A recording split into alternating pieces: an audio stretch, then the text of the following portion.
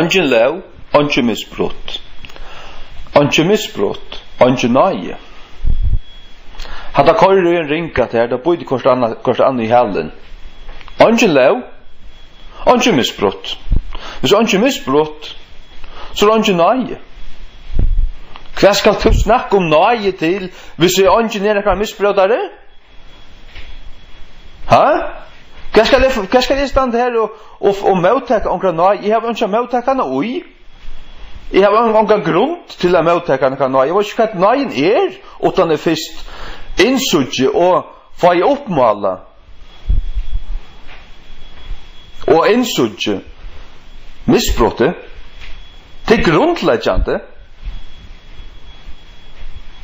Du må først grave ut og du fyller inn. Ta gamla mennesker må avdukast og sette et håla, drepast, ta fallna, men ta må settes ljøsa, så oppi heilig som det er. For det skal sparkast ut. Etla, ja, du vorst. For at det nutje i behøver skal kunne føast. Det er bare så. Det er bare så. Hans en positiviteten tjatikon, han har kommet bort ut av djevelsens munne. Han har ikke ved kristendom å gjøre.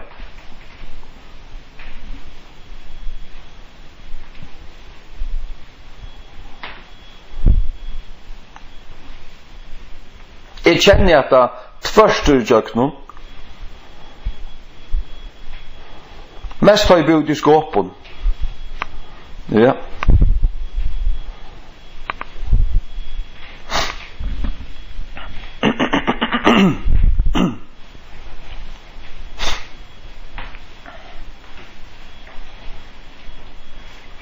Det var bare alt hva føltes godt. Det som jeg var godt, positivt og glatt. Jeg ble glad over det, sånn her, gleden herrens styrke tykkere,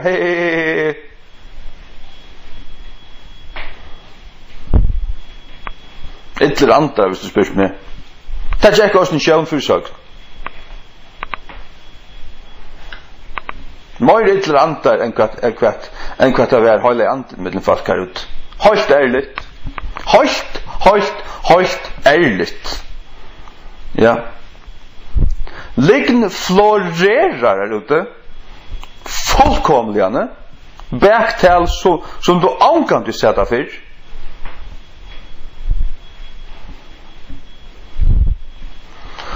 Vet du hva ordet djevelen mestjer? Ja, det kan forklare det. Det kommer fra latoine, og det kan først til grekst. Diabolo mestjer bergtalare. Lignare. Fæger lignaren her. Han er bergbøytare, han er bergtalare. Jeg vil ankan til se sånne bergtal som her ute. Og ankan til se så løyde jeg sannløyga mellom folk. Ankan til løyvnum. Ankan til løyvnum. Ikke en gang og ekerøyre her som vi bor i 3,5 år. Her som det er fullkomne høytninger. Så er så nekvann shit som her ute og i skåpen og i fargen. Ja. Her som alt skal løydes for å være så hyperkriste. Det var det så slett ikke. Fikk vi råte. Tverstutjøk som en kloakk. Ja. Og før jeg best å tro på her. For vi kunne nevnt der. Tar byrja av her ute. Og tar blir sparskar ut. Bayer for at heva sagt sannløykan. Og avtala. Øvratvise og skrepo. Så blir det sparskar ut igjen. Det er det beste som jeg har hørt.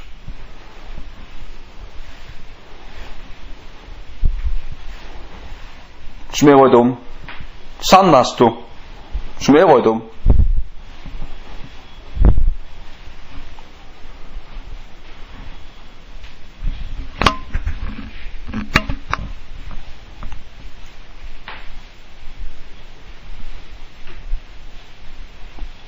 I stedet for så gong man bare tåsar om positivt. Han som gav en bådskapas ner. Ein som gav en bådskap. Det bara en bådskaper till Bibeln sanne bådskaper. Hvis man snackar om att ein mäver hever ein så gav en bådskap, så kittlar han. Så han en vindrigen kittlare. Vi gör en åren en fastlärare som gånger och kittlar människor vi en halsligen bådskape som appellerar till tåra sinn och tåra kött och som oantaligur till akkurat vad det är så här ute mer än näka anna. Jag tycker bara att det kan vara en dom.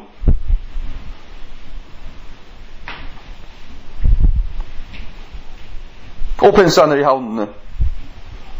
Oppinsaner i Vestmanna. Oppinsaner i Ronavik.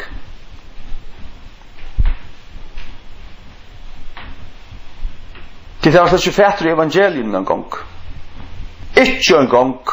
Og til råknande kom som topperen av uiskakene. Nå til det og bottneren. Og i munnen egen det bottneren. Ja. Og et eimjukt menneske som elskar Guds lov og som en gerar i årsins og i allar i hemmelighet. Vi kjær åndjer og fægerleis og beværa seg og væra seg av han avspiltan av sin heime råkni han hagre råkni han som topperen av uislagkakkene. Ja. Ja, så kan han godt ha tungetall og østene. Til ånden sint ut høy. Men han som ikke elskar Guds lov, han fettler kjøtt. Han vil bottneren, og han vil et lovløs menneske. Og vender han ikke så vil han 8-4 han øyne det. 8-4 han øyne det. Du kanst ikke, du kommer ikke til himmels, utan du en gerar i årsins. En gerar i årsins. Signar tar som gera bojen i tjånen. At han må med hava rett til løsens tre, og må genge inn tjøkken posten inn i stegen. Åpenberingen 22:14. Halleluja. King James, Guds sanna bibel. Som mange tåler. Det vil jeg hava til at det bare en ånder. Ja, men det er godt av at jeg har nekvar. Så kunne vi se man bedre atlar, og atlar kunne supplera hver æra. Sjålt om det sier pura hver sutt. Nei. Du har 2 streimar, du har egentlig bare 2 bibler i hjørne. Du har til antiokisko og til all heks andrisko. Som nekkar hekser nere i Alexandri gjør du. Gnostikere lost enda som brenner nere i helvete disse stundene som tosse. Kan jeg eller ikke hadde i blotjen, men godt kjoppa ut i ammer.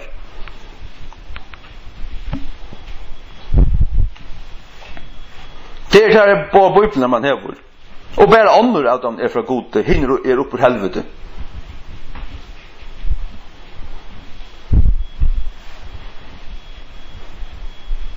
Ja, hvis en tar inn flere tusen feiler, så opp på helvete. Kan ikke råkna som Guds år. Nei, tar den sanna i kommen, så blir den falska dømt. Og medan ta falska, medan man bare heita falska, ja, så var hon bara tann, hon var bara, men hon var sera feilande. Og åpenbart fikk man nokka vita til å bli frelste på sjurene, til nekker blir frelste på sjurene på Bibelen. Men det falskar allikevel, det der bare. Det eneste du skal doa for at du har suttet det, du skal doa lesa. Jeg råkner vi til doa lesa. Men hernast skal du ha et satt hjärsta som vi kjenner sannløygan, ta i det sær sannløygan. Men det ikke vil jeg kjoltsamt i det. Det ikke vil jeg kjoltsamt i det. At mennesker som vi kjenner sannløygan, ta det høyran. Folk i vindriken, folk i kjensloriken, så de jo bare i sånne kjøte, de lever bare i sånne sal. Livet du verlig og i andan, så det av flottor, av vikaver, av tingene som hentet. Og med å skrive til munnet jo her, han skriver, jeg har hørt at du Du är sån där trångtur eller sån där hur säger man alla på dessa dagar när det ständigt för skott och jag visste inte vad han snackade om. Det var ju inte om. Och jag visste inte vara riven eller stressad eller näka som helst. Jag sov utmärska. Vet du kvoi? Tu är inte släck ju prata. Jag hittar släck ju prata. Jag släck ju vara ute på portalen. Jag får inte ut här. Jag lust släck jag släck på Facebook. Här som allt sataniska skvalter gång för sig. Jag släck här. Jag kräver mig och i skugga hans allmåttoa. Ja. Jag klarar att dodge om så ska vara. Fyra tog du varst det rätt. Dodge om så må vara. Om så må vara. Ja, TV som kunde dräpa mig. Jag kommer så kan dräpa. Men klarar att leva dripen. Ja, det är det. Lagen kvar stund. Du har signar det. Halt väl signa. Bara leva för Jesus. Simpelt än åtjärna. Nå. Jag har sagt flera för när att utan låna så kommer nöjen släck till sin rätta. Eller nöjen ger någon mening. Du kan se man bara att vi sitter en brottsmävor. En brottsmävor som har gjort okkur jävligt.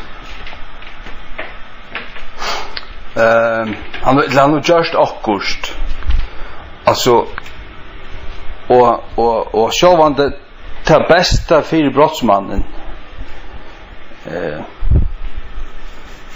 är att han förnöja. Eller hur ska man säga? Alltså jag visste brott som är ungefär nöje. Att man säger det så. Hvis jag fär nöje. Det är chatten i kristendom. Det där vet jag finns nöje. Men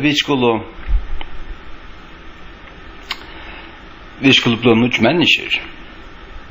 Och visst du teker fördömningen av borstor som lauen djävul, alltså lauen Guds lov dömer missbrott som missbrott, alltså och dömer det så harskt som det är, som vi långt att säga att han sa som syndar hon ska dodja ständigt så Ezekiel, men vi såg ju oss när det är i Romarbrevnen 8 en längre ramsu av all möjligen missgärron, syndon och de som gör detta är värdigt till deja.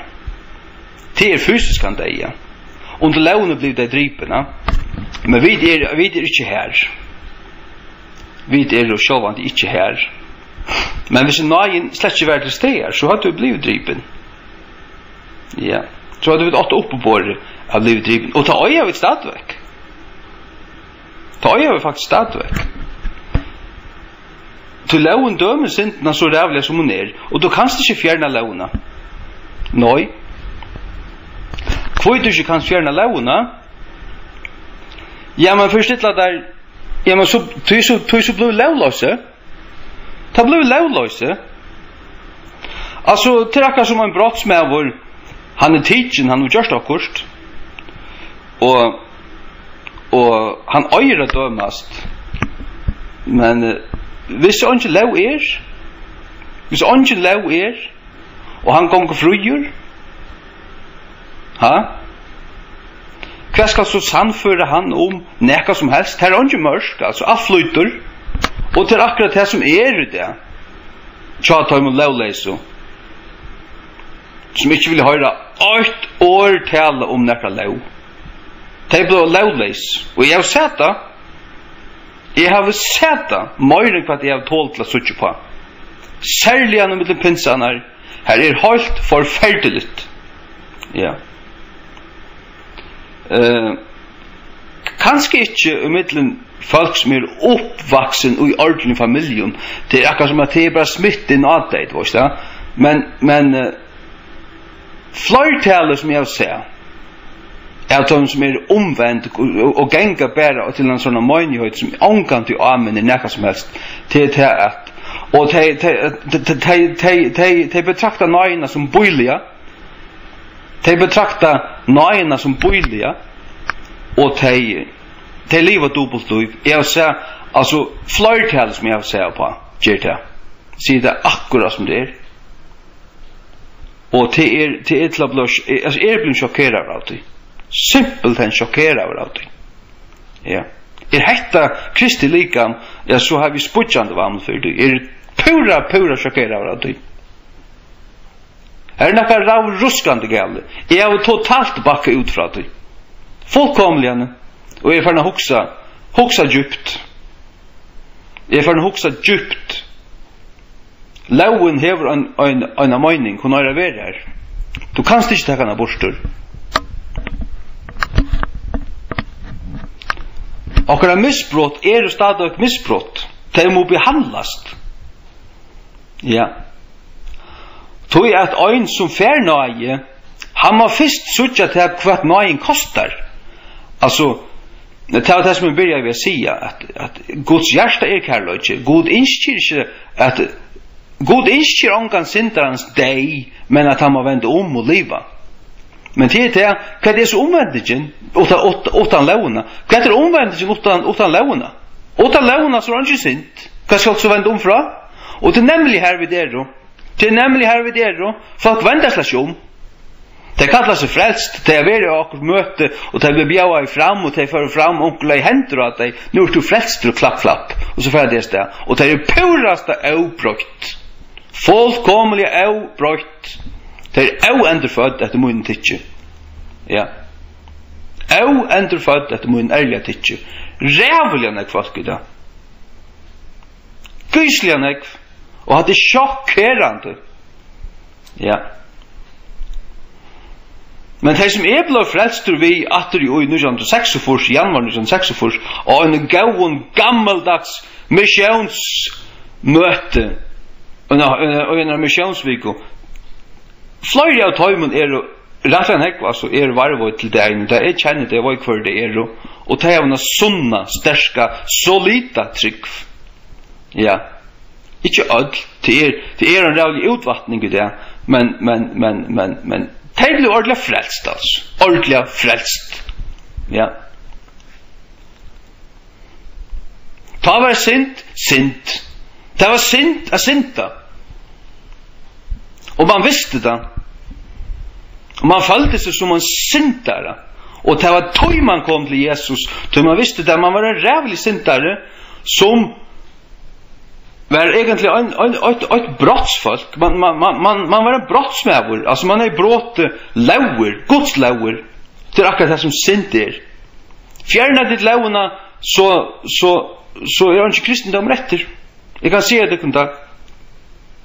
Jag mäter det som totalar falsklärare till som sitter i lintene och öjs ut, spudja där svans ut dagligen i möte lauerna.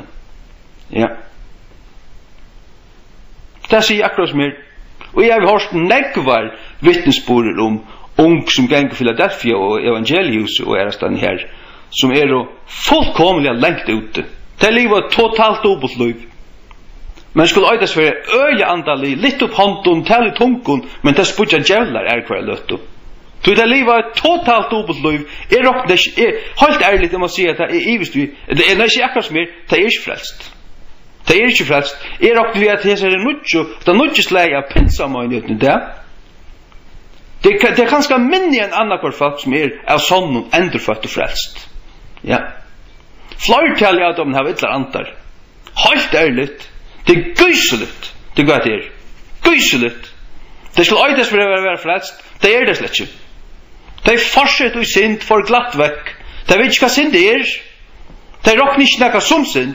Det er av ångan gudsøtta. Det er reast ikke for sin løyvias. Det er reast ikke det er ångan øtta for gode.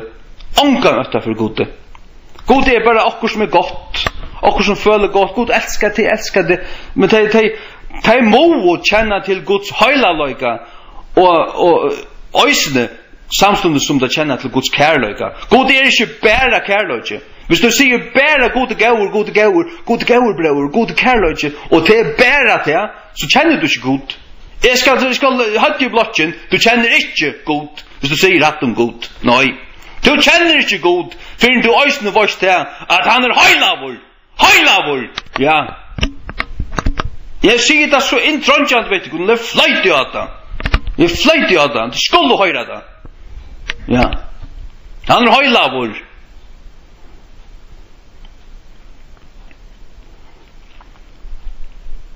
Og synd er synd. Ja. Og tar du synda, så vil du synda.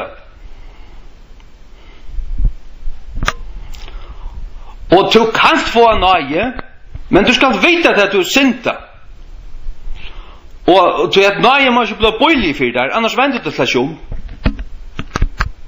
Se akkurat som er. Ein måtte dodja for tunna synd, det er så klar om det. Hvis han ikke er døy for tunna synd, altså Jesus Kristus, så er to må døy for tunna synd og for i helvete. Så alvorlig er tunna synd. Hun er ikke bøylig. Kosta i Jesu Godsonar egna døyra bara blau at kjeipa til fra tunna synden. Tog at du har synda, du har føtter i synd, og du har ikke anna gjørst alt ut liv utan synda. Øysni er. Ja.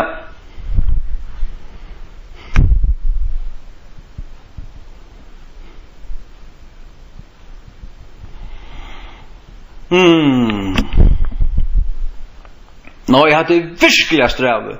Jeg har alvorligere bekymringar over det som jeg ser. Det som jeg ser sørste årene. Det er for jeg gikk opp for meg hva det er for nekka. Hva det er for nekka?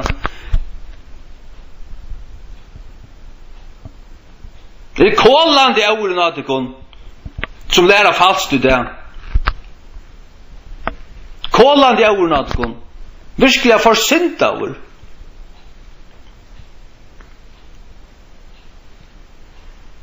Er dere ikke langer ute enn hva adventistene er?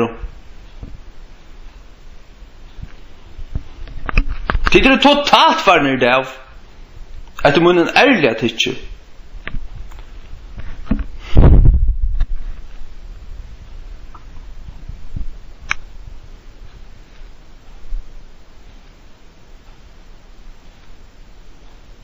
Det får ikke latt vekk man hører om til at antallig løyere og framstandende menn, altså du varst, er skøyte. Altså, jeg kunne godt være skøyte opp til noe sånt, ikke? Det blir slags til.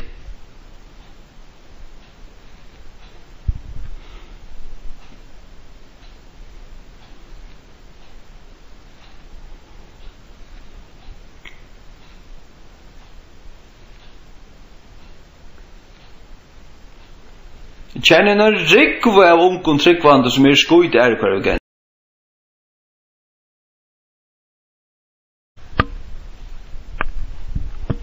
Herren ruska det kommer du til.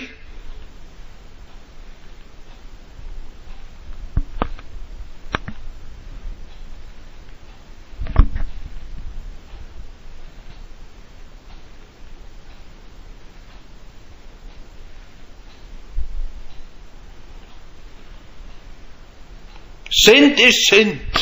Det er akkurat hva det er. Man kan ikke være omgående uten om det. Du kan slett ikke snakke om nøye uten lov. Det blir slett til. Du kan slett ikke snakke om frikjenning uten lov. Og hvis man husker om okkara landsens lov. Du kan ikke snakke om, altså nøye er frikjenning fra en skuld. Du kan ikke snakke om frikjenning utan du hever lov i en lande. Man får lovløse utan lover. Sjalvan får man det, øysten Guds rydde. Og det har vi finnet. Det har framlagt lovløses mennesker til hva djevlar.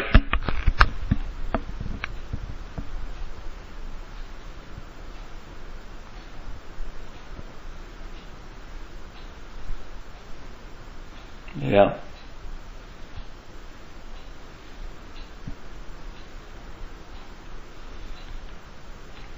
Ja, jeg sier det akkurat som det og det kunne bare så dykkelig at jeg kan vende om.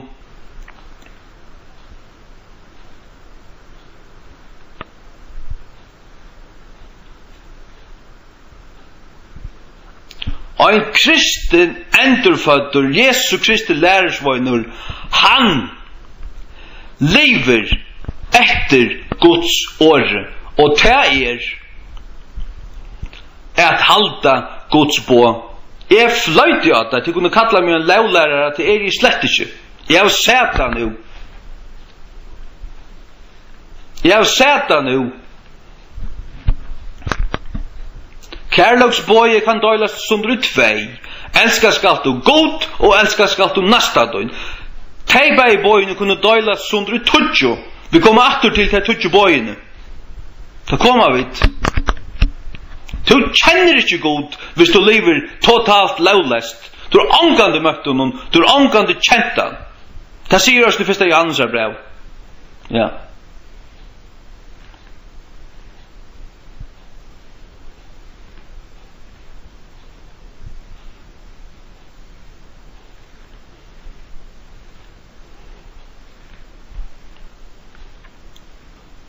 Man arrangerar tycker tunker av som lära sig lärarna här. Man arrangerar tycker tunker av och är det dodja. Ja, eller det vänder om.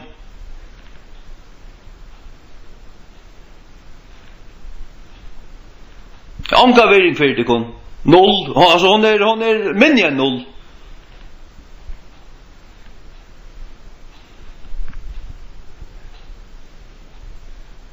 Det försintar hon att kon. Hattar ut i skåpen, hattar i Vestmanna, hattar upp i Lufsens år, jag vet inte om hattar i Kältene, men hattar i Evangelius och hattar i Philadelphia. Ja. Att det stinkar.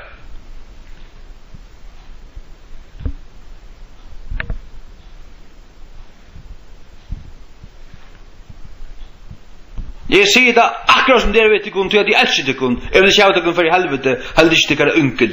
Eller att det är unkel att bli vaska och vara klart till ta Jesus kommer efter ikon. Men som nu så vara flertal i av det efter. Det säger det akkurat som det är. Jag vill inte än vara till att pinsa evangeliskt möte som har lukst av en evangelisk möte till aller fjärnastan. Jag alls släckte i vita vad det är att vara frälstor. Hvordan skulle du kunna känna nøyna, ta det var ikke launa borstur, ta han ikke nøye. Jeg vil omkant på launa fyrir avfrelstum falskje, men fyrir frelstum falskje, så det sånn her, at du frelstur, så heldur du Guds lav, ta gjerst du. Så heldur du Guds lav, og gjerst du til slett ikke, så kjenner du ikke god.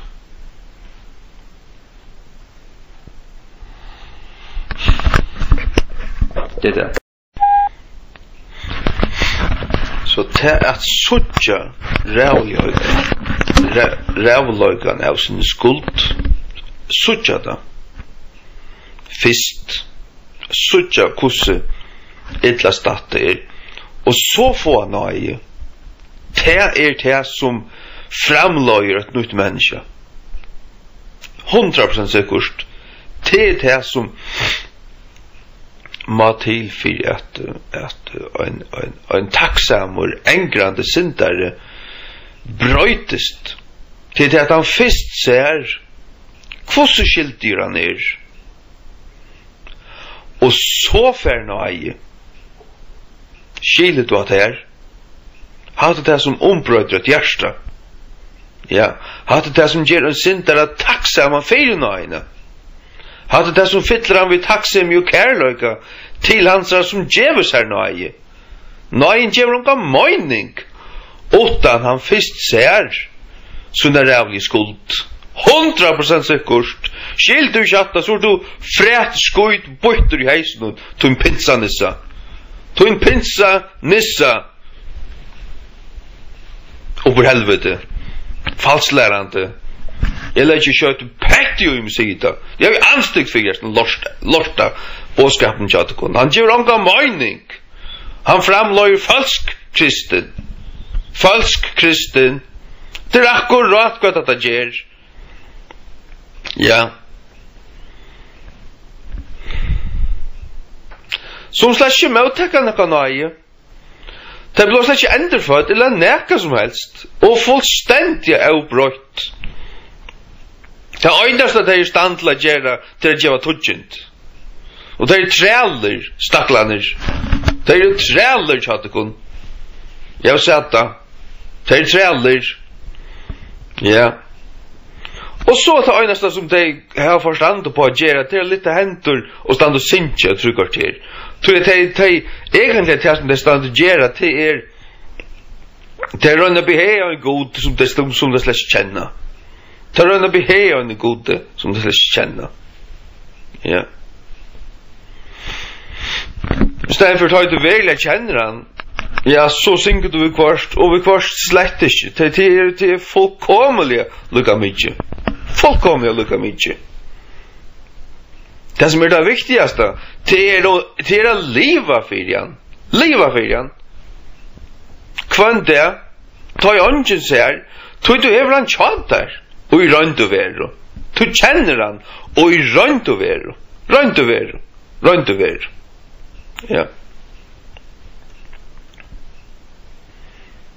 Bench for hit kan øyla godt være en falskur ante. Ja. Nå har jeg så sagt det om sannlagan. Det kunne innsutjan hvis det her var et hjärsta. Jeg håper at det her var det. Kom nu, innsutjan. Hatt det sannlagan. Fullkomlig. Hatt det logikker enn ta.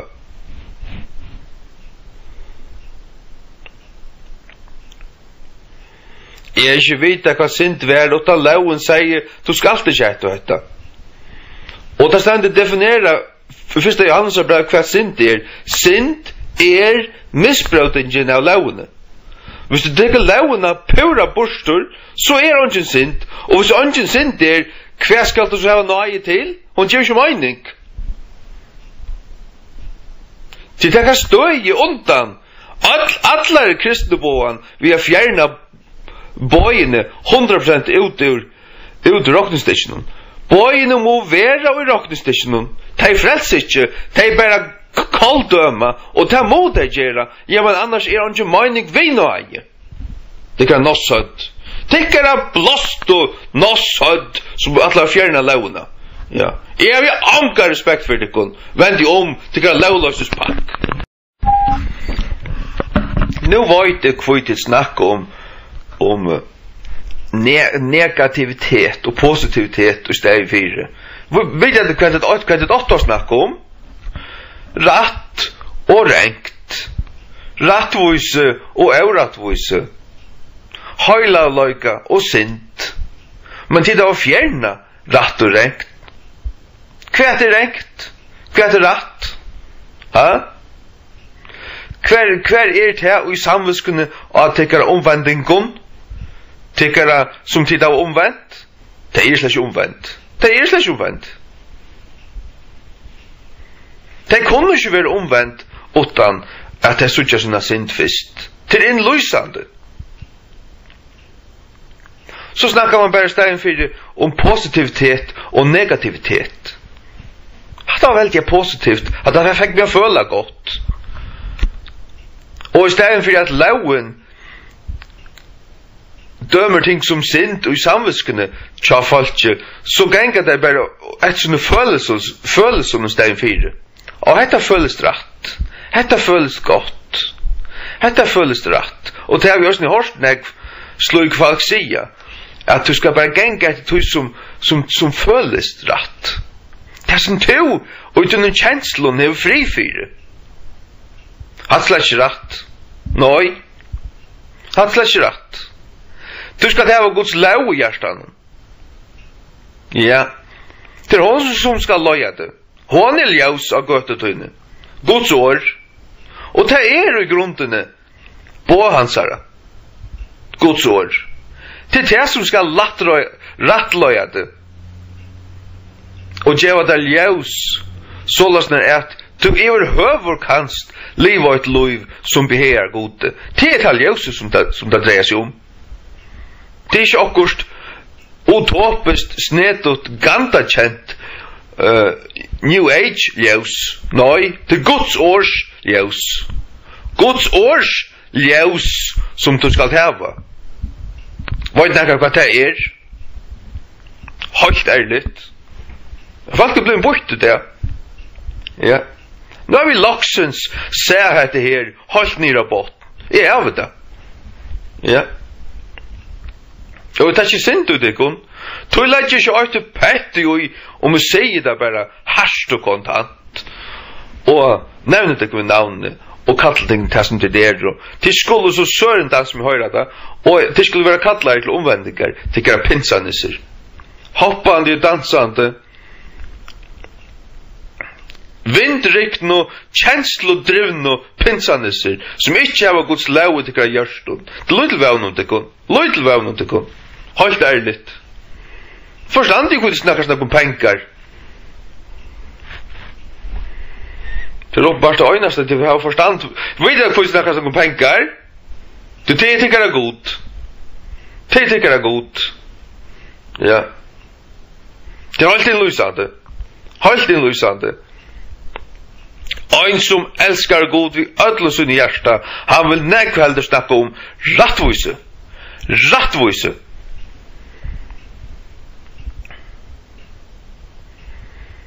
Ikke tog at han under lov, men tog han älskar Guds lov. Kvoi? Tog hon oi hansar hjärta. Som ett gudsbad. Hon oi hansar hjärta. Tog han vill inte sända möte gode. Det säger David, jag älskar du den lov, tog jag vill inte sända möte där. Gå mig genom min hjärta, tog jag vill inte sända möte där. Ja. Ja, det så jag slett inte och mitt täckare unkel. Slett inte. Så känns som de har en chans, så känns som man säger dig, så sända det som djävulen självor.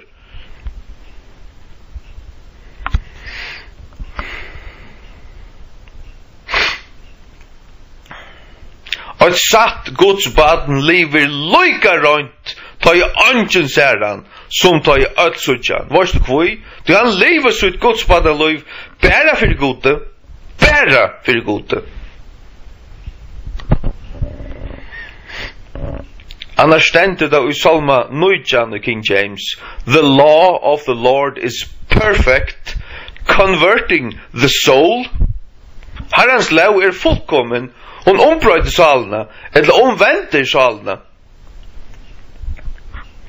Loven har noen omvendende kraft, men hon et likla punkt uittøy, over å kunne bli omvendt, då hon dømer det som en syndere, hon krauka det av, hon ferdig et innsøk at hun har synd, så at du får enkur, du kommer og råaløse, du fullkomligane, og nei, og det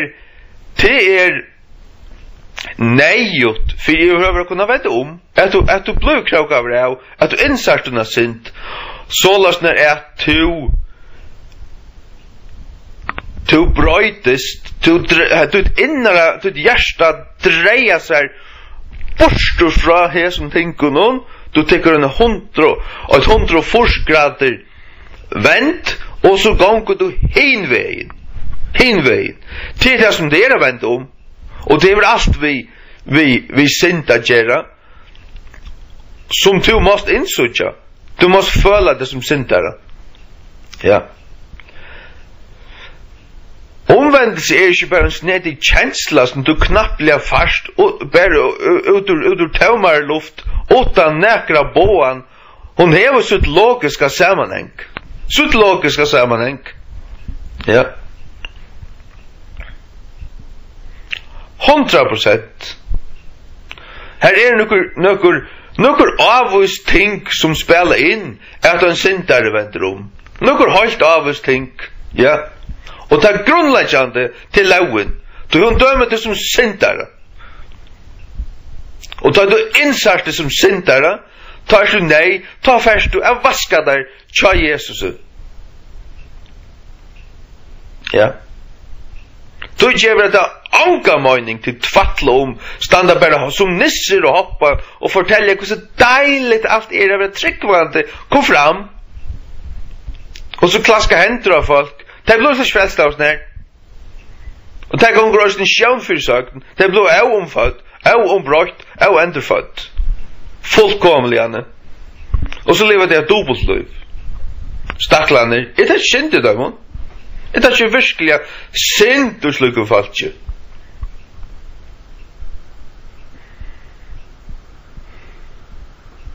Det är fängare. Det var inte det här var ofri.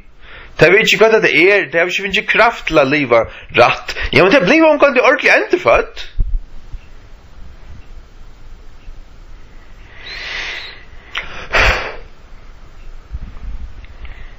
Ja, det är det. Ja, nu har vi så søren dans som sagt det kunde. Gunn häta mig allt vad det vilja. Det var ett tyckare problem. Jag hade ankan. Jag lade inte hört i blotchen. Jag hade ankan. Ankan. Det einaste som jag hade, det ligg och fastläro. Det hade jag som djävulen självan till. Det kan bara komma från honom. Då tog jag avdugis lukt. Jag är också nekvom tingen om det annars. Og god og giv meg en gavan knokk, og en nok så gavan knokk. Ja. Som kan enda finne ut av tingene pura sjálfur. Ja. Her er nekka som har logikker. Og det hadde slett ikke innviklande. Hadde ikke innviklande. Nå hadde jeg det, Jesus var sikten det kun, fra topp til ta. Og tersk du vil sannlagan og vendi til grapinsa på. Det är så ironiskt. Är det? Jag vet att pinsaner halta sig vara toppen av Usfjällen. Vi kommer långst. Vi har ändå finns andans kraft och ditten och datten. Och så halter man sig vara man hickar ner under. Det ser hade bara det kom så stort. Här ser här. Det är ankan vi kommer. Det blir inte tunken än sådana. Ditten och datten. Och så sitter man här. Man håller sig vara så högt uppe. Ja. Är det bara inte för tider och hållt ner i bottnen. Jag är inte för att det kunde kört vara så att det är mer vävn för en ussalian kinkosankare från 1600-talet än tikkun. Ja. Han är herran verkliga narrikjassar en kvar tid och i verkligheten hävan. Ett långt grundvigianare från 1600-talet, 1800-talet. Ja. Det var tidigt synd borstor vid att fjärna allt tås om launa. Purasta tidigt synd borstor. Eller misger heldur. Och misger eller missbrott. Det är att man bryter en lau. Och det är det som synd är missbrott. Synd är inte bara så snettot och rävligt som jag inte vet vad det är. Jo, synd är en definition. Synd är missbrott och missbrott är brott av Guds bovon. Tudjebovon. Guds tudjebovon. Ja, det är akkurat vad det är. Och slär man till tudjeboine pura ut ur rockningstitchen så skramlar allt korshuset samman. Här är inte snack om. Du kan släcka snacka om synd, så kan du helst snacka om nöje, så kan du släcka av evangelisk möter en gång och inte bli frälstur. Ja, så kan du skrutja och synja och spela grep och be i tunkon så gället du vill, det frälser ångan. Det är det ångan du görst. Det är det aldrig görst. Till att du lägger händer och ångan och be i tunkon, det frälser ångan. Och det kan helst få hela andan utan det blev ändrefödd. Nej. Du fast håller andan och sen du blir ändrefödd. Du tar du fast håller andan. Tar du blir giten av åren och till det avvist år. Det är i principen och nöje bådskapen som du höjer, men det är det sista ända. Det ska först komma synda nej. Till en pastor är processen. Men här är allt som att pura blev väck. Onkel Satans falsklärare ur Amerika kom nu till norra och tar kommer här ut till förjar. Nu är det så väl och virkelig avduka er. Jeg røyde ikke til å vende dem vetje og fræt i ansikt i Adamon og ikke lort etter om natter. Ja, det hadde kommet upp i helvete. At han satanisk falsklæra alt som at det er. Så positivt og godt som at han lever, så er det akkurat å øve det. Ja. Hatt er og ulvar og säga sin. Och snacka er. Hatt ulvar och säga sin. Ja.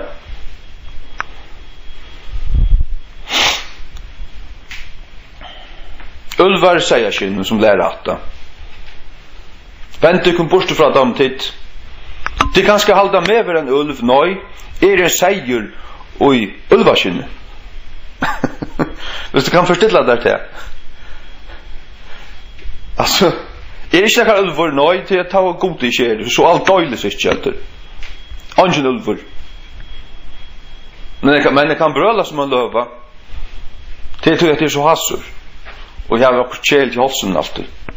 Det är så bra det. Men det är reist onkan, det är reist bära god allmåttoa. Det är reist onka hoppande nissa i hjörne. Och jag heldur under hjörne. Take it or leave it. Vänd om.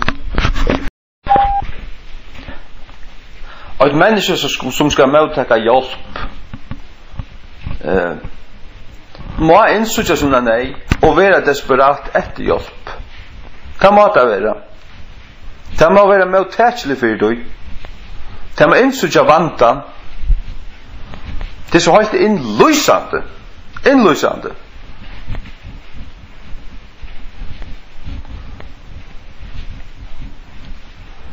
Ja.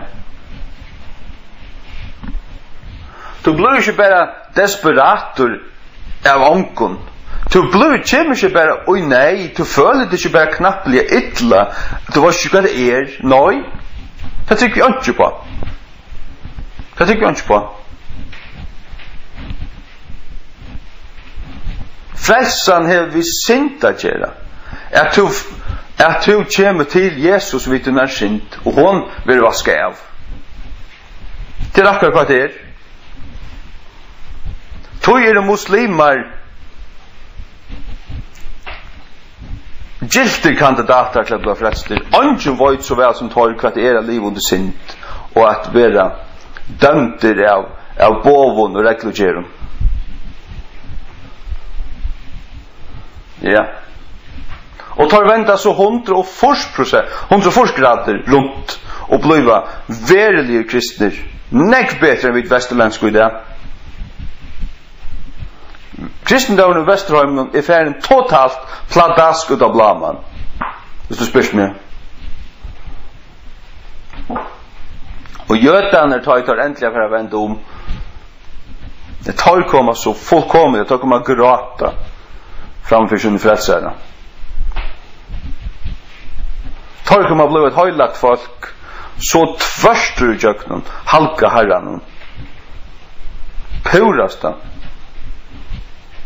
Ta i dör, öjna som skulle suttjan, dela ner i oljefjallet och komma gängan in i jöknen Esterlie.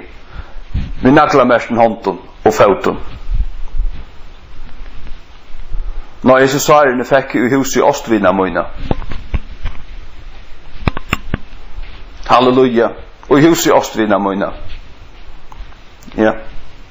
Ta kjenna launa, ta kjenna Guds rattvise, Guds lauarkräv, og så få der nøye. Til det som ombrøyder menneska. Til det som bare tingene.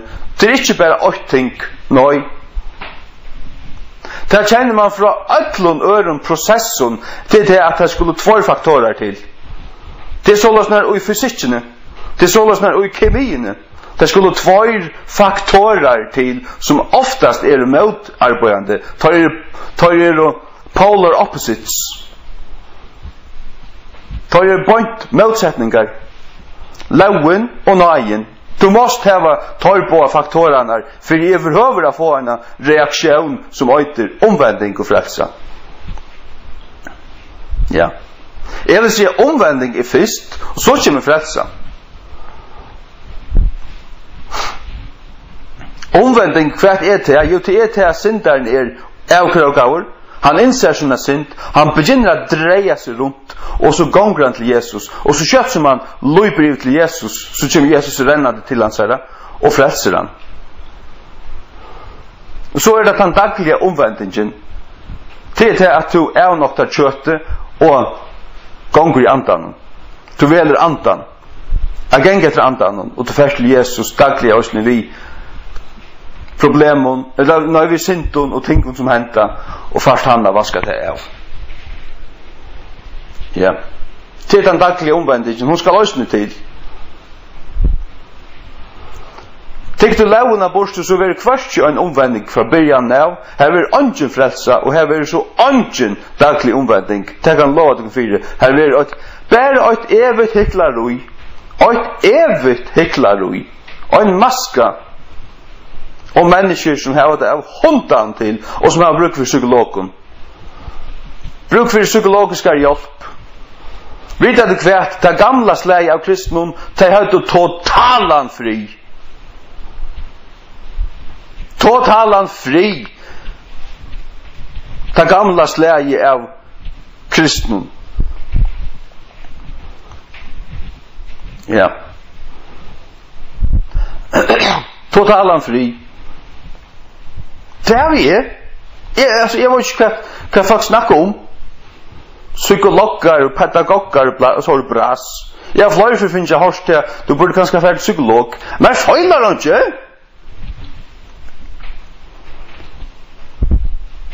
Jeg lette omgang Guds avnoktande sataniskan psykolog komme at røre munnen høyt. Han skal lade seg av pavan og til. Ja. Jeg har sett meg på Guds årfyren og ikke annet.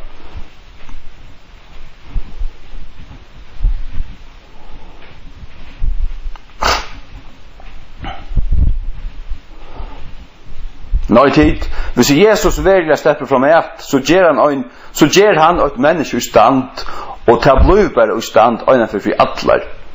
Det er vi altså prosessen her, genga til rådgivning, og taka kurser, og ditten og datten, og alt skulle hjelpe hver en øren, loving, coping, sharing, caring, og alt dette bras i her. At det er bare mest om til at det er sjukt herskali, som ångant, som laknen, den store laknen, ångant og iverhøver er kommet et. Det kjenner til ikke laknen. Salar laknen tås jo om nå. Salar laknen. Ja. Han grøyer en syndere, og vi ått vekk. Vi ått vekk. Så først du salar bøt, salar fri, og glede, som ikke er noen ekstase, hun er bare her. Kvoi? Tøy Guds sammanheng er rattvise, tøynast frigjør, tøynast glede. Ja. Det først er noen gledebomber fra Gode, slukt humbuk. Humbuk og brass. Ja. Ikke så la sånn her avfrelst folk, men det er grunns på. Men jo, man kan gå få en gledebombe i hele andan. En gledebombe i hele andan. Det kan man godt, det er ofta finnes sjálfur. Men nu tar seg gypri tingan til. Gypri tingan til. Som byggva ui Guds åre. Som er grunnleggjande, hotnastøynar under okkun. Det er det som vi tar seg om.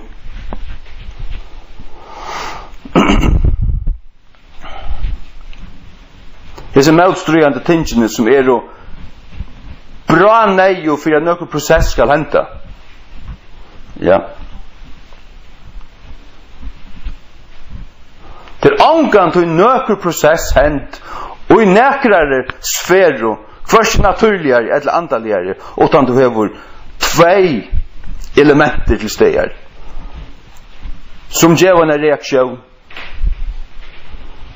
Og i kristendommen er det Loven og evangeliet. Loven hever anka frelsande kraft. Hon hever bare en fordømande kraft. Men hon fyrrøykar hjertet av syndaren til å mottekka nøye. 100%. At det skriftligt. At det logiskt. Og at det steg sånne røynt i tjøkken alter. Og i tjøkken alter. Ja. Mennesker som blevet frelst og forsøkt alla tøyer kommet synda nei, og så har de blitt desperat etter hjelp, og tann neien har drivet deg til kjeldene til hjelp, Jesus Kristus. Ja. Annarkvart av møte etla heim og i kameren. Jeg kjenner en gammal soring som bor av Havnafjörden og i Østlandet. Han fortalte meg hvordan han ble frelstur. Når han kom jeg synder til Guds år, og han, det var tryggvande folk rundt om han som bau fyrir noen. Og han kom og synda nei som ungur. Synda nei, og nei av sin synd. Han sa synd arbeidde på han. Og han sa samvisko altså. Han ble fordømtur. Og han kom ordentlig nei av sin synd. Og det var alla det var synden. Han var stor syndar, det var han. Og det skal ha sin prosess. John var det 34 viker. Og så sier han et sånt sunnukvalt, han gikk sol i hovet. Så gikk han ut her, utom bygdena, og etter en vei i Jongstan her, sier han. Og han ber Jesus komme inn. Han ber Jesus komme og frelsa seg. Og han ble frelst det der som han gikk. Og i frien av hon. Og et edelt Guds bad.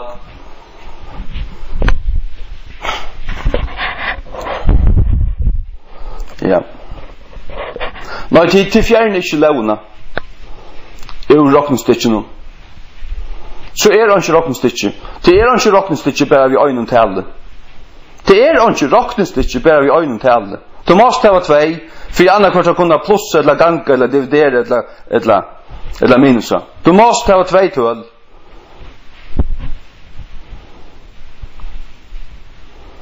Ja. Nå, annars kan forstande du dette? Ja, eller forstande du ikke. Så har vi to et problem. Kanskje vil du ikke forstande det. Det er så ordentlig et problem. Så har vi et hjerteproblem. Men man har en skånskja der vit i bottlan, og man har en djeva der og et lett hjärsta i fyrsær og hans er år. Det er ingen Guds øtti utan lovna. Ingen Guds øtti. Hva er det å øttast? Hva er det å øttast? Jesus sier i Matteus 5, øttest ikke tar som kunne drepa lika med at han har tatt noen kjære, men øttest han, som at han har tatt han og dripa lika med og valgt til å kaste bei sal og lika med i helvete. Det er ikke djevelen, det er god allmektigur. Han skulle vidt øttast. Øttast. Ja. Han er også ræveligur. Det er han. Han god. God allmektige Jehova som Israelsmenn sau vi føten og Høyrebs fjallet tid. Tei øtta av oss rævelige. Ja. Han var ikke humanissa til. Han var ikke nissegod. Pikkeløytel. Nei. Hvis du ikke kjenner at han ståra rævelige Israels god, så kjenner det slett ikke god. Det var ikke god til å ha samband vi. Hold der litt. Hold der litt.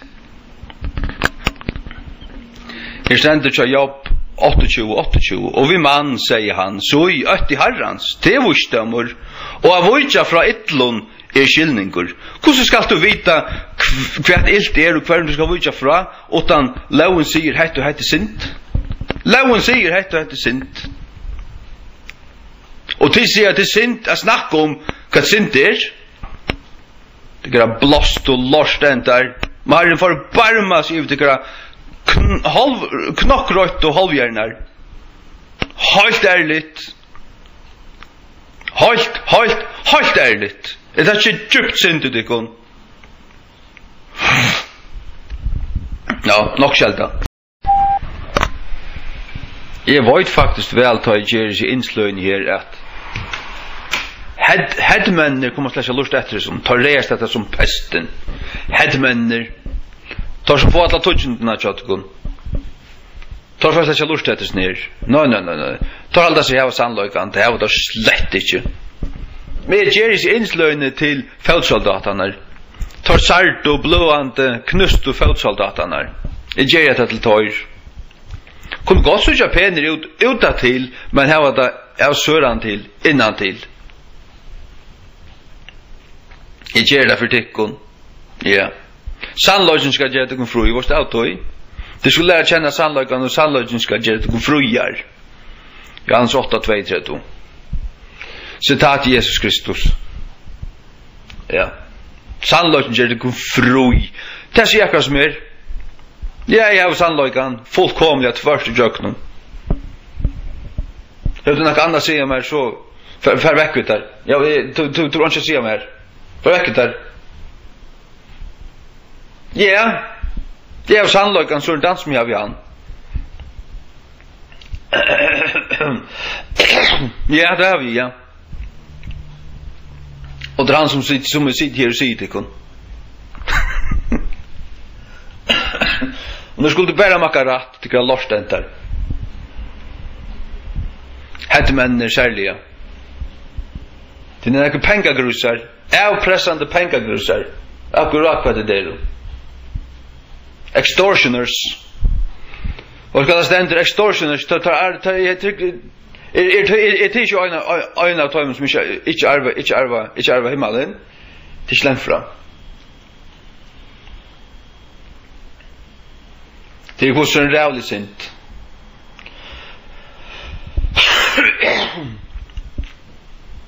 Ja. Sørsta sommar så er en tåa onkran Lars enda pizzaprätkoman och onkran videobande som han skulle öjtas för att tala Guds ord. Och så now we're going to take up the offering of the offering. Han stod här i en $1 million suit.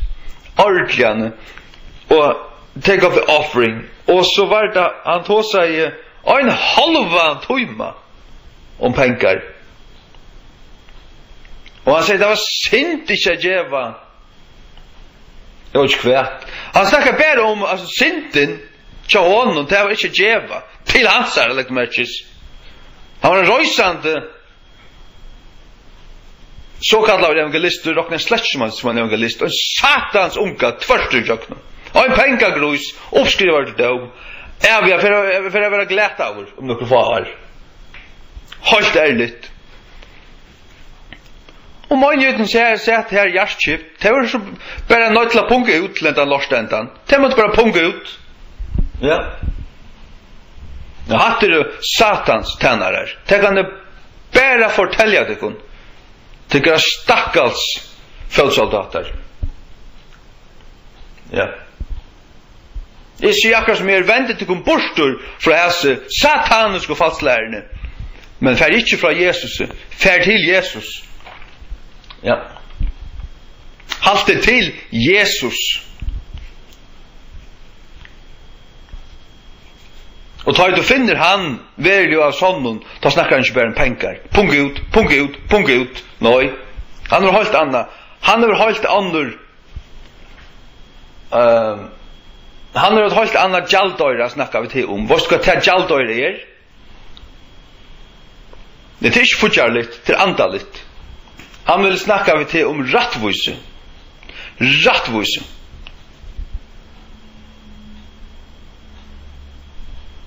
Fariseerna som sålde som vid makten av Jesu döven. Vad ska ta göra det nägv på sig tutjent? Ta skönt sig djäva så öjligt tutjent. Och tar av säkert prätika rävliga nägv tutjent för i falsknån.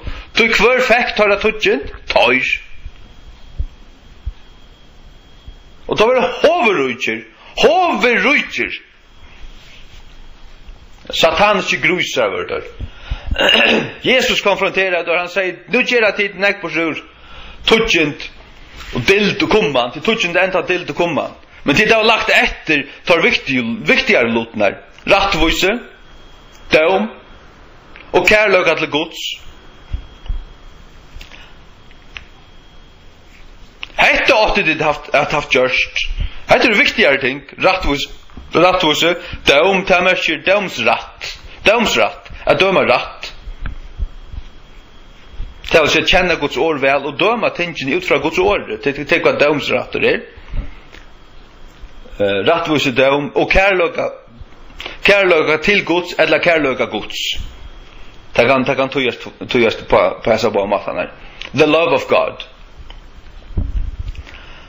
Ja, det var viktigare ting än touchent.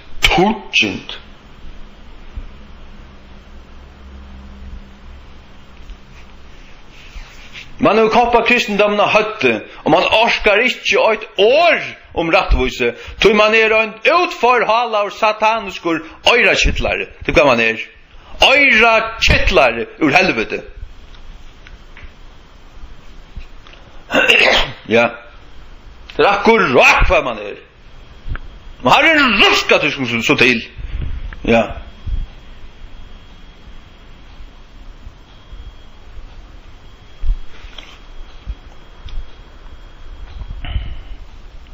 Och få det kunna vakna. Det är inte göra det pett ut. Jag vill anka respekt för det gon. Anka respekt för det gon.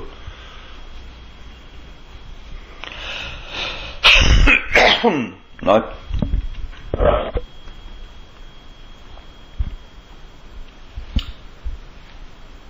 Det är det kunde så bara så pentak och vända det kunde uppåt. Till du koppar det hötte. Vänta det kunde uppåt kom. Jevis nu att ta som pengar och ta sig om Guds jaldöra. Ta sig om Guds currency till om synd och nöje och rättvise och kärlek till Guds. Ja. Sannan kärlek till Guds.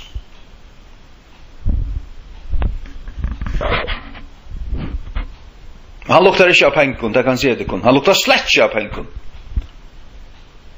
Nej. Luktar han av pengar så är han skriven på helvete. Så vi det är inslöjning jag gör det om som öder utan lov och ingenjöje. Nu har vi bränt nudjan flöver och jag har sänt tutju i poste och så att det mer affära och i kväll här och när kvarven och bara körade i postkassar. När jag som stöjt jag kan lust efter sån ungefär 3. Det snett jag vet när inslän här jag hade att de hade åtta starkast jag just när kan du alltid. Jag får lucka att det faktiskt mitt om natten. Jag sitter de flesta av inslövna sitter in i stovene och i böla myskre och i bären underboxen och snatcher. Och i bären underboxen mitt om natten. Jag bara för fram efter onkron. Så kom och så hade bara bildestormar alltså hade bara bildestormar. Och jag bara tändra apparatet och bara började tossa alltså. Så jag var så försint över innan fastlärarna som kom för sig där. Jag kan släcka tacka det. Nu har vi akkurat sitter lust efter ner till frutja kväll jag kan komma hem från arbete ett natt och så rätt. Så sitter lust efter ner. Och tror att jag var stod i skulle bojta det ut här när omkvarven och det hade så förfärliga kraft och det så äckligt för detta. För att kunna för hätta med förlust i nästan. Hvis det inte älskar sannlökan, hvis det inte tar sannlökan till så var det hätta med. Men här jag har bara sagt vi herran här alltså vars kvärt. Jag må älska tut år och tuns handlöka och egentligen salen cha människan Guds menighet, jag må älska henne mer än mot egna navn. Ja. Och om folk har för detta med och motarbeta mer och göra mot liv surst och sånt, ja, så kräcker vi med bara. Jag kräcker vi bara. I här så får vi in och lucka av. Det kan göra det samma. Och faktiskt, jag allt mot liv så har vi bara haft vanligtvis en eller två vinner alltså. Så att jag vet inte. För det första så ställer det sig på folk. Och jag har det bara så snart jag har nog vet ha en gåvan vin, en eller två gåvar vinner. Nej, helt två gåvar som ställer på en 300 här som jag inte ställer på näkran och tvåst. folk så att de bara belembra innom. Bara tänka. Alltså är inte stöd till folk. Jag är stöd till folk. Nej, jag så förfärligt vad göra. Nej, men det är nu sätter jag mig akkurat vid nudjo flövun, tar flövun som var efter. Och skriva i navnen, ja, kvar jag skulle få det här. Så sitt men så ger det här så lust jättes ner. Och så har vi skrivit ett konefalkanavn och en äldre kvinna som jag huxar i hon borde finna det här. Men det är tid har jag ofta snacka om det att konefalk har ju hemma som pastorer och äldster och så rätt. Vet du det kvoi? Vet du det kvoi? Ja, Bibeln kallar det här till vojkare kärre. Och vet du vad? Jag skriver henne en navn, jag får inte nämna henne, men jag skriver henne en navn och en flövo, och en flövohusa. Men nu tar jag färdigt det, jag får inte fri för att geva henne det. Tog jag att det är så stärska säker att koner är så följsammar. Alltså hon kan gott bli purasta, missa svövn och bli hysterisk och bara gjort och annat. Hvis hon får vita att det kan gå upp för henne att torra mönighet det blir fullkomliga falsklärande så du tog jag henne. Fullkomliga borstu vi. Och tankonan som vi har i hoa, hon faktiskt årade ena för vimme. Det var det 2004 alltid jag pratade med henne så säger hon, när hon förstår nu var allt skulle. Det var hon som nämnde det först för mig. Henne dömde ett åndsju. Det var bara nej. Man gör det nej så stor att åndsju var syndmål. Och hon rattade fylgjerna av tog. Ja, det här så kommer i ljus nu. Det här så kommer i ljus nu. Nå, jag följde akkurat som det här var skvärt. Jag kan släcka ge henne konen i så flöden här. Hon blir sjuk. Och här skjuter det till. Det är männen som öja är standa vid året. Att sitta som pastorer och vara äldster och vara lärare i menigheten. Tog jag att det är en otroligt utsatt pastor. Du ska vara otroligt psykiskt robustur, ja. Det är vad du ska vara. Och det är konfolk typiskt inte. Jag lär inte ut vad det är lärt, vad det är halta. Det är där inte. Det är vi själva säga. Så är det en dans som jag har sett det. Det håller inte av. Inte näka som helst.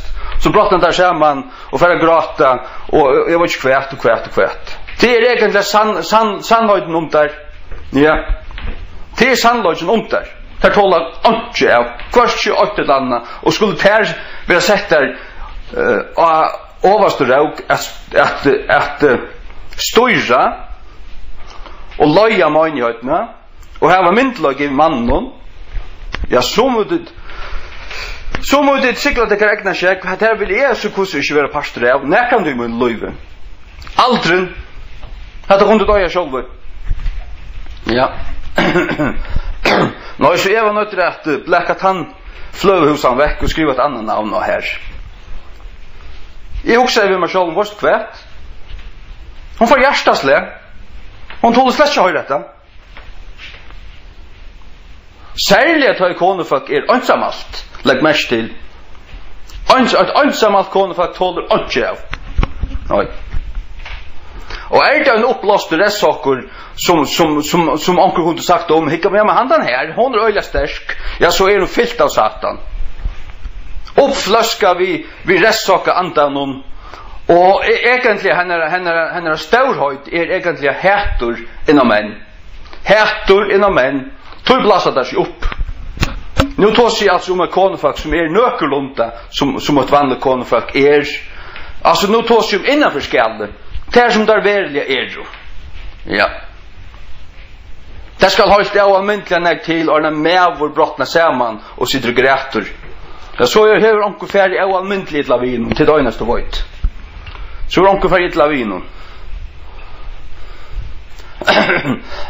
Nå, nog kommer här. Men jag helt bara skulle nämna det. Nå, tar jag standvisen här flöven i hånden. Så vet det här är då. Det kommer som en hämmare. Det kommer som en tungur hämmare ner i luften. Och det kommer knusa nek folk. Alltså det knusar liggen. Fyrir at bjarga tøymon. Ty mennesker fenga i liggen. Jeg vet at jeg fenga i liggen. Så jeg kjenner at det er innanfra. Jeg vet hvordan skrall etande tømt at det er. Eller ikke pekki ut av sida vakka som det er, henta fløvan her, åttan nøye, åttan lau er onge nøye, åttan lau onge nøye. Hon er meira verd enn 200 bandserier vi Kenneth E. Hagen og A.G. Alekjær og Joel Osteen og Anna Tesshotter Bras. Til Bras der kommer vi om til Gibrud verilige tingene. Ja. Tar kunne tåsa så gæle tar vilja om ditten og datten. 6 prinsipper til hetta og 12 prinsipper til hatta og lærte ditten og datten og blev en bedre ditten og datten og blev successfuller ditten og datten. Er råkne 50% av alt her som satanist spudj bort upp ur helvete. Ja, og det. Men her er en grann av sannløyga og i summon tingun. Men hvis du bare teker teg tingene og blekker teg Gipro, verilig tingene fullkomlige for bor, så er du en trygg anke. Nei, du er ikke en kristen. Ikke en gang kristen. Det er ikke du er tungetal og nøy gaver og blekker ut djevlar ditten og datten. Det imponerer meg ikke en døyt. Ikke en døyt. Nei. Jeg ser at det er innanfra. Det er ikke kastet djevlar ur mennesker som skulle øydes for å være frelst. Og det gjør at det er 20 år. Fer etter fer. At det falsk er det. Det er ikke det at jeg ikke trygg vi på at vi tar autoritet i Jesu navn til å kaste ut et eller annet. Det er slett ikke det. Men hatta, tar det hanker sålasner sammen som hatta, så er det falskt. Så er det dundrande falskt. Ja. Og ikke frelst mennesker hever en et eller annet. Nei.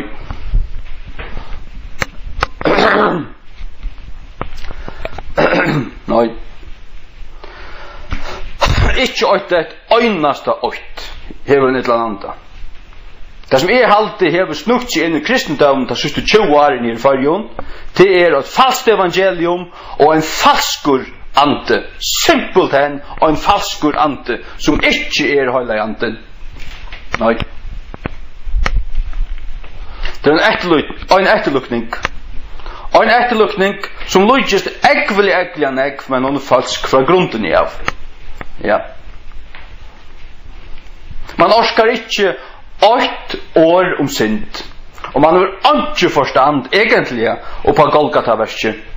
Ikke forstand. Man dår ikke at stand og halda lengar, grøyar, utdypande, gjødligar, evangeliskar taler, som er minnes der fra ta jeg Jack til evangelisk møter tja heimamsjånene for 20 år siden. Det jeg kjenner til som øttervorst. Som en ekne fingrar, altså. Jeg vet hva det er, og alle andre er også lært med det.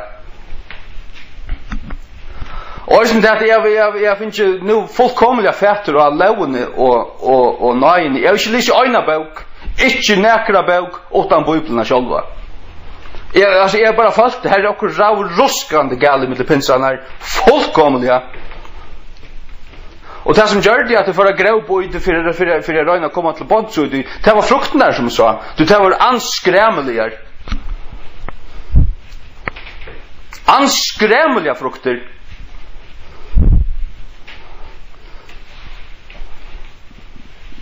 Ja.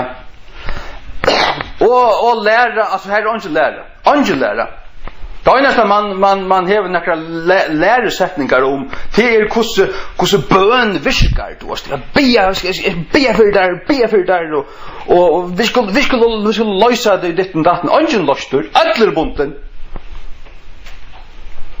Ötler trälla bunten. Ötler bunten sint.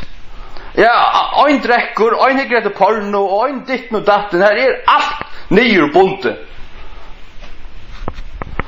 Og så skal alt bia fyrir hver nøren ein fra vikina. At det stikkar. At det fikk vi råte. Ja. Kau fikk vi råte inn av bøyn. At det då ikke til en hundans lost. Alt som at det Jeg sier det bare akkurat som at det Det ikke kjørt øynest av petti ut det.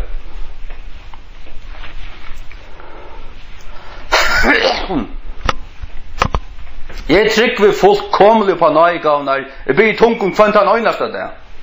Og det ofte at da jeg blir i tungen, altså ta jeg så switcher til først, så høyre meg sjåan tøya. Ja, jeg kan godt tøya 2-3 setningar, eller 4-5 setningar her bort, og ta fagene tøying. Herren avværer meg om imist og gjør meg en liten bådskap. Ja. Og jeg altså kunnskapar år og be for sjuk, altså jeg talte øyne til lengt om man for alt trusfalken som jeg har be for, som jeg har sjuk, som er blinkrødt. Men det er så bare det som det slett i vrøver ikke høvus på enkje og i ætlen. Slett ikke. Nei. Hvis det er viktigere tingene enn det ikke er leie, ja, så stender huset ikke. Så er det totalt sjukt, alla tøyna. Og du har bruk for konstantare hjelp. Du klarer ikke standa egnu bøynun, øyna viku. Ikke øyna til øynast viku. Nu har Herren gjort meg simpelt enn så sterkan at jeg kan standa pura ønsumatler i 2 år, utan hava nekra hjelp av nøkron. Det øynast jeg har bruk for til å lesa nekva bøyplene og standa tøy som jeg leser. Trekka det til mun og eta det og gøyma det i mun hjärsta. Gøyma det. Det har vi sett. Det har vi så dumtrande sett. Ja. Nå annars så sitter jeg og lustig utrolig nek inn i YouTube etter David Wilkerson. Den sørste viken har jeg lustig etter Leonard Ravenhill, han fantastiske medover. Han døg under 1924 loksor, hvis ikke det er ikke feil, det er alltid bare, jeg var ikke så klar. Han ble etter gammal, 6 år gammal. Og Paul Washer og ja, forskjellige, sorry. Ja. Jo. Nei, hvis det er ingen gods at det er, men hikker. Jeg kjenner øysene til dømes tar gamle pinsanar, til dømes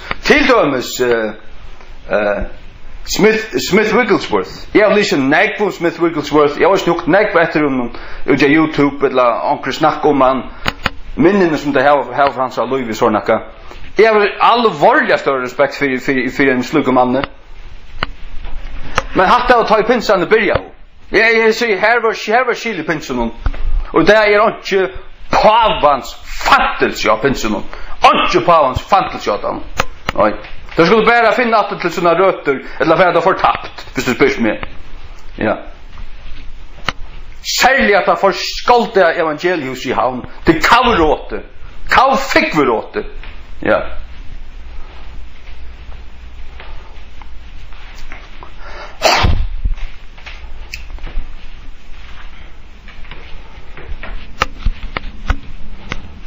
Altså, nøy i øynens bådskapen kjøttet han har framlagt et atterlig av stinkande kavrottnun falskun kristnun som er hyper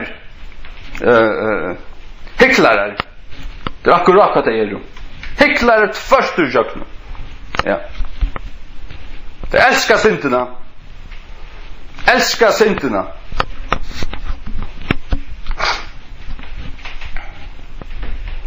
Ja, det er lengt ute. Det er ikke så digital enn å vende om. Det må jeg bare si akkurat som er.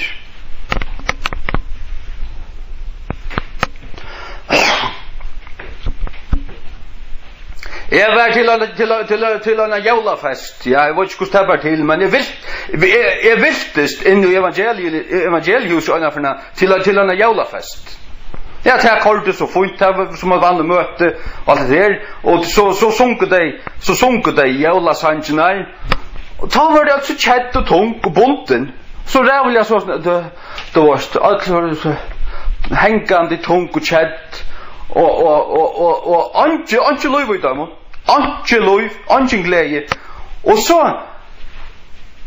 så kom anker ung jente her, det varst, ja, faktisk han som løyt i alt. Han som løyt i alt, spalte gitar, og sier, nu skulle vi færre, skulle ikke færre og ta alt av det fra sin jokran, omkring versligan, kavhøytna, fikkveråtna, nissesang, og ta kom geister ut deg, ta kom eldur i egen kjødamon, og ordentlig, så var det oppe og svinke og danse, ordentlig glede, nissamoin og et eller annet. Jeg måtte spøy, da vil jeg bare slappe vekk her, men ta faktisk rundt i høstene. Jeg heter Nissu Sanchez. Da har jeg ikke høy med Guds huset. Nei. Og det var det som folk elsker av, og det heter av Guds år. Det heter av salmaner om badene i kroppen i sånne. Det elsker av det slett ikke. Men har ikke vært ikke støt i hjertet. Han så ikke nøy til det kunne skånse det kunne omvending og godsøtta. Det er støyndeg i det. Vi spørs meg, fullkomlig at første jøgnen støyndeg. Det er angan godsøtta, det kunne de slett kjæva. Det er ikke en gang gods lov i hjertan. Og det er fastje pastorer, han har halana, ute til hjertan, syste 12 årene, god nøyandan, lorstendan, og gjør til kun ötlund, nøy til omvendinger, og Jesu navn. Nei, så folk vil jeg si at jeg slett ikke elsker mennesker. Men sannheten er tann at ta jeg vi tingene opp ordentlig, ærlig just nu. Helt ærlig, ja. Vi det atter fram, så det til at ting som man ser er ubehagelige ting, og man vet sannløkene om det, og man vet ikke så folk heva det, det er bunden og liggende egentlig, det er strujast. Det er virkelig sannløk som Jesus sier, det skulle lære å kjenne sannløkene, og sannløkene skal gjøre det kun fruer. Altså, det er et plass og i gode, her som du kjenner bare sannløkene om, og en rikva tinkun, og du har fullkomna fri. Paurast da. Onju fordøming. Du er fri, du strøyest slett ikke, du kviler i hånden, og du er en glede, jeg har utrolig glede. Alle var et hos, og fri, og en utrolig arbeidskraft. Det er vi tog at jeg har fri. Det bruker ikke mot energi til storan og så tvattlig. Jeg slett stod til det. Tvattlig er rattlese og tåse noe til, og lese, og skrive, og ditten og datten. Ja, men det er ikke som alle i huset. Hva andre skal gjøre? Sjøen var på tog, men slett ikke etter. Det er slagt da vi freta jeg da, bort i han. Vil ikke sutja da, ikke tvåst. Jeg lukker prøve å tendre til alt. Det er bare skrampel. Jeg tog slett ikke. Så at når jeg akkurat var rundt her og nær omkvarven som jeg sier og smakt nudjo fløver og postkasser og falsk og i myrskrunnen kom jeg snudjante og smakte en fløver i postkassan til nudjo falkon, ja. Og så det til at nei, altså egentlig elsker jeg så falskene og det gjør jeg altså. Ja, jeg elsker deg. Kvant han øyneste øyn. Og allar møgnhøtnar. Altså, jeg tar vel si akkurat som jeg elsker møgnhøtnar. Allar samlar. Det kanst du ikke anna enn gjøre hvis du er en kristen. Så utan hjärsta så bildgist kærløyke. Ikke nekkar falskur humanistisk smuilande kærløyke, men nøy og en varme i hjertan. Ja. Du inte dem till allra bästa. Du inte dem ruik lika och i andan. Du inte annor ruik. Det är nämligen det som ständer oss att skriva. Nu har vi bara en King James, men det ständer om åtlanda att är ju Romarbrevet 12 att inte söka såna egna upprujning, men upprujningsna tjoj nörruna. Ja.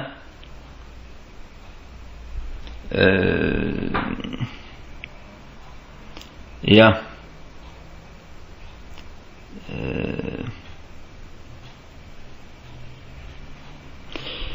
Ja, det är nej, det ständer inte här på en, men det ständer omkostande. Och i bröven, Paulus säger till att det skulle inte söka sån not seeking their own wealth, but the wealth of another. Inte söka upprujningsna, sig själva, men upprujningsna till öronen. Det är inte pengar att göra, inte alla fjärnaste pengar att göra. Nej, det har vi antalliga upprujningar att göra. Ja. Nej, mer damer öde väl Luther. Jag har hukt en 30 för ett Luther-film, och nu har jag funnit en gamlan från Haltrushen. Och jag hittar ofta ner till honom, alltså, och en från mannen så hittar jag efter honom. Och jag vill läsa näkra tvärtrutjas böcker om Luther. Det första som jag läs, det var efter Christian Höj och Stronton. Men så har vi läsa om enskar tvärtrutjar.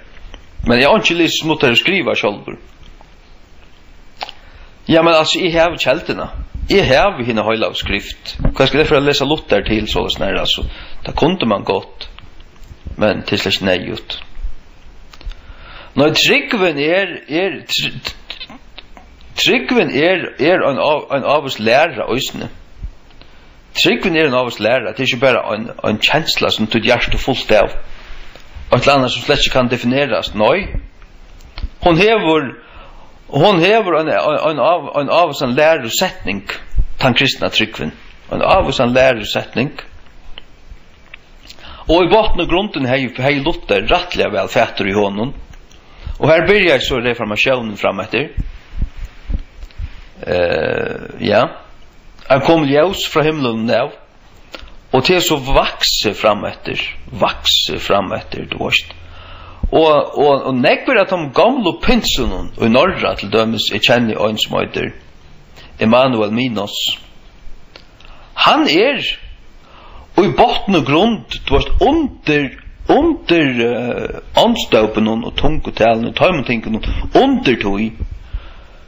Hans grundlära, hon är egentligen luthersk. Självt om han är dökt jomater och allt det här vi ösne, men hans grundsjön att det höjla är fullkomliga lutherskt. Han flöj för Horstan Tåsen, ja, Vision Norge. Och hans bästa vänner är Fredrik Wisslöv och Ärer, som är högstandande män innanför Indre Mission i norra. Tar det bästa vänner. Och Tåsa lukar som alltså öjnir samman, det var självt där är pura i kvar när man öjnjöjt. Tar möta samman och bia samman och allt så rätt. Ja. Och jag har hört Emanuel Minos sagt här att han reist ta nutja kristendomen, då han har klippt rötterna av. Det säger han. Näk ut han dår alltså. Att han nutja kristendomen hever inte ett kontinuerligt förlöp lukka som fra reformationen och alla med framåt. Han nutja kristendomen hever släppt alla lärare, släppt alla traditionella lärare, du vet, som hever steg såna rönt och tjocknum tojarna ton och tjocknum ölter.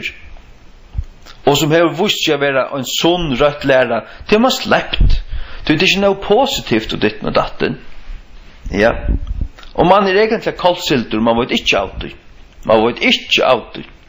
Men han rattest öjle, säger han. Och han tar sig också nämligen ut till samma inslän om bibeltøyingarna, tar nutjaste bibeltøyingarna i norra, helt han var farnar ofätliga längt fra de gamla bibeln som han kjente. Og han hei, vad ska han ha gjort? Han hei skaffat sig 500 år gamla bibler. Han brukte King James, han brukte Luther, og 300-400 år gamla danskar og norskar. Ja, det var det som han sett og studera i vi. Her sørst du. Og en gammal pinsu i norra. Av til gamla slænen, som man ordentlig kan råkna for sann kristnar menn. Ja, verre vi tom ungu i det. Verre vi vis nudja slænen. Man virkelig iva, man stendur ristrum høtte og ivast ut og i alle kjere kompani. Ja, nei, tar egentlig farne det av at mun ærlig titt. Ja. Nei, så at jeg gikk ikke rundt, ja, som jeg sier, i myrskren, vi en kappi på høtten som har så ljus opp, ja, man tender at han for høtten så lyser, så at jeg gikk ikke rundt vis ned og kort smakt nødje fløver i postkasser her i nær omkvarven. Ja, og til egentlig og i ræmasta kærløyga gjørst, ræmasta kærløyga, selv om at det er så ramligt, og er simpelt hen at det er rett som å få en framan av, som å få en hemmaren i høtte, men ta unnidøymon, i unnidøym sannløygan som på en framan av, og unnidøymon at det skulle innsutja sannløygan, og vende kom aftur til sannløygan, ja, heilig andre stendig ikke ut i falslæro, det gjør han ikke nøy. Så mykje var det. Så mykje var det. Nå, jeg hørte jo en tale vi Ray Comfort, som heter Hell's Best Kept Secret. Ray Comfort. En jøde ur New Zealand. Han heter Ray Comfort, han bor i Amerika nu. Han tåsar om launa og nøyna. Han tåsar negg om det. Jeg har også hørt negg vi Ray Comfort og Kirk Cameron. Ta øyter Way of the Master, The Way of the Master. Han sier til, han citerar Luther. Luther sier til, dagliga hører man til at det spretter opp nudjar sekter som påstander til at syndaren bæra skal oppkast vi nøyene og ikke ljøskastast av hans synd vi lovene og han sier daglig hører man noen slike sekter og han kallar det vilfærelsessekter helt fullkomlig farlige erfarener det av altså det skriver Luther i 1500-tallet ja at når som sa det at du bare skulle bo ta positiva, bæra ta gleda, bæra nøyna, fortelja syndaren at du varst syndaren føles det slett som syndar, han ser slett sunna synd, og til akkurat som en mever som kjem køyrande og jøknun og jøkna akkurat øtje her som man bare øyra køyra alt rush eller oksåret og han køyrer negg for kjøtt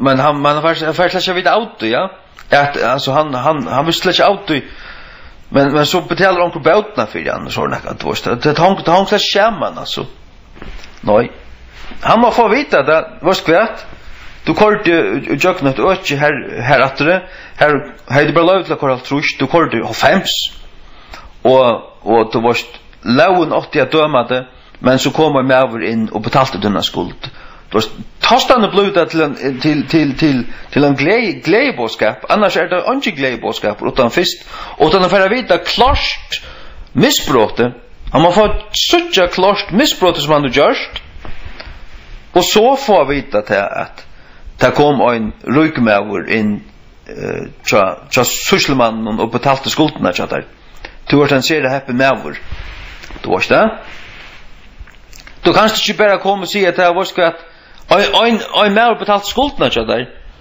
ja men så stend skuld hva snakker du om hva skilt det Alltså kvar lov har vi brottet. Då måste det är bara läsa luft alltså. Det är ju onka mening. Så tog det viktigt att syndaren för klart att söka såna skuld. Ja. Och tar gamla Charles Wesley tar så att man skulle bruka 50% av tøyene som man pratar i vid att avduka synd. Kalldöma synd vi lovene. Ja, tar helt möteserier. Och folk kom fullkomliga under fördömning. Det gick och kropo under fördömning. Tar hamra av nyra synd. Du varst det. Men så, och i sista ända, du varst. Så tar du allt kolasvart. Pura krunka mist alltså vi lovene. Och så tendrar där ljus från nøyene. Och så svafat, och så ta till akkurat som ta faktiskt blev så desperat och ta inser det sina synd att ta grupet om nøyene och ta gev nøyen mening och ta vända folk om oss 100%. Det var det. Ta blev det en ta blev det till att det komma till ändan av en väg och ta vända om 140 grader och gänga in vägen. Halleluja. Ja. Det har inte det gamla alla förstånd på att du.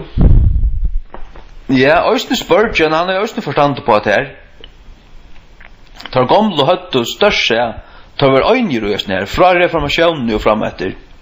Øystein en stor pastor av brødremanjøten og baptistmanjøten hadde forstand på det samme Øystein. Ja. Det er det. En tryggvann med kom inn her som jeg på i høstdagen. Nå leir det over siste høstdag kommer med inn her. Og vi snakket om lovene og nøyene. Det er en som hører til høymamisjonene. Men han röstne synte karismatisk, men han är skille på det här. Skille på det här. Och han säger han citerar det gamla, han säger till att det som det gamla sa då. Loven var min toktemäster till Kristus. Jag har hört det för, jag minns det för. Längst siden tar gamla sa då att det här. Tar gamla kunde gå tro vi och dankst knappliga. Och vad ska jag ta det ett resultat? Hade resultat ur Galaterbrevet. Alltså toktemäster. Låt mig hitcha det gamla danska och förska King James. Halleluja. Men nu får jag ta så långt här jag har lite stövre och jag mal utanför. Mal vintern. Galaterbrevet 5. Börja. Nej, 3:24. Galaterbrevet 3:24. Börja med att pickla lite bil. Jag må lycka på att jag blir upp. Slappa lycka av. 3:24, ja. Ja. Den gamla danska lämnade läsa King James först sjåvante. Galaterbrevet 3:24. Kvars vegna lauen var skolamostare okkara as further open to Christ, wherefore the law was our schoolmaster to bring us to Christ. At vi måtte være rattforstørte vid trygg, that we might be justified by faith. Hek? Så leser det dansko, 3:24.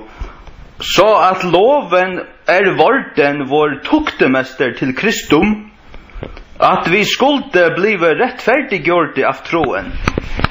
Det gamla danska och säger 2:2. Loven var vår tuktemester. Ja. Ja, men hvis loven var tuktemesteren av Paulus. Och de första kristna som Paulus skriver till Galaterna här på. Och Jesus säger i Matteus 5:16 att han var inte kommit att avtäcka loven, men att uppfylla henne. Han är inte avtäcka henne. Hon ständer vid kraft. Hon dömer synd en som synd. Och tar du blev dömd av lagen så måste du flytta, du måste kvar kan du färra. Och du måste bara renna och fänga av Kristus. Du samma mannen som gav lagen, det var Kristus som gav Moses lagen, att Kristus god. Kristus andra personer tror jag i höjden. Ta i Guds finger skriva i Moses lag. Ja, så har Jesus tja god till Jesus ösne god. Ja, och hålla i anten. God inte färgen. God har angat att bära vid färgen. God har alltid varit färgen, soneren och hålla i anten. Till alla tog ju ta världen alltid. Höjlavor. Herren god till allvalde. Han som och som och som komma skall. Kvui trúja för höjlavor, du har trúja personer. Kan du bara säga till kun. Ja. Kan du hålla sig till kun säga. Och ösni och i första Mosebok ta i det stendur vär viljum gera människor och i okkara mynd okkon lykar. Vorst du kvart stendur av hebraiskun här. Här som det stendur i King James. Let us. At her us. Av hebraiskun hever man tvær flertalshattir. Man hever åt som heter dualis. Det två personer. Det det som svärar till gamla föreskon och norrön. Ta vill man sagt vit av gamla malle. Ta var det bara två personer till stegar. Men hvis du säger vär viljum så det trutcher personer till stegar. Det är pluralis alla tunne. Pluralis formor. Och här brukar god pluralis. Vär viljum. Han säger du särst ut hoj att här är trutcher personer till stegar. Halleluja. Fägeren, soneren och hålla i anten. Ta i god säger vi sig självan att jag vill ta sig god egentligen vär viljum och det vit trutcher vilja. Vit trutcher vilja gera människor i okkara mynd, sagt du? Ja, det är som det är det sån dans som vi ska bara säga. Ja. Jag får ut att alla.